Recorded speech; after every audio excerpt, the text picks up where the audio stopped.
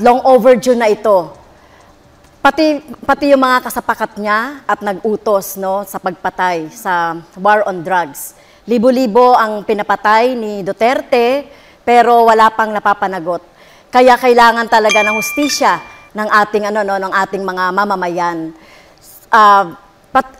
Sinasabi natin dito na dapat ay yung sagot ko dyan is conditional, no?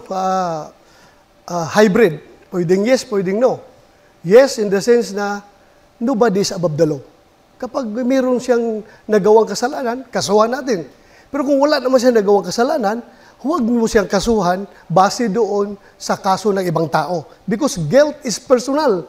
Huwag po nating ipaangkin kay Pangulong Duterte yung kasalanan ni Ninja Caps. Kaya po, after 3 years na tapusan sa Pangulo, walang kaso. Meron ho naman kayo ngayong 15 seconds para mag-react po kay Senator De La Rosa. So, mismong siya, si President Duterte, ay umamin na pumatay siya ng tao. Kaya kailangan siyang kasuhan.